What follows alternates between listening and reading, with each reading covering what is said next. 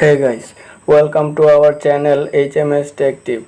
In today's video, we will show you how to set Google Chrome as your default browser. Okay, we are going to Google Chrome. Okay, we are maximizing it and go to the three dots. Come down and here you can see settings. Click on the settings option.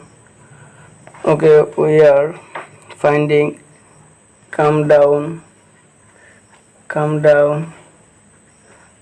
here you can see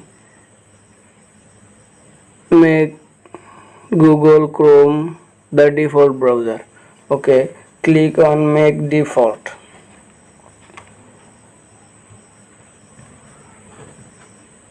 Here you can see now Microsoft Edge is our default browser. Click on it and set on Google Chrome.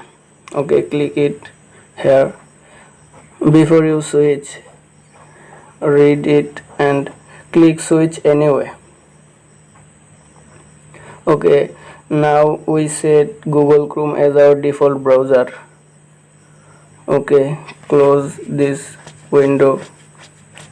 We are closing this window. Here you can see Google Chrome is your default browser. This is how you can set Google Chrome as your default browser. If you are helped, give a like, do comment and subscribe us for weekly updates. Thank you.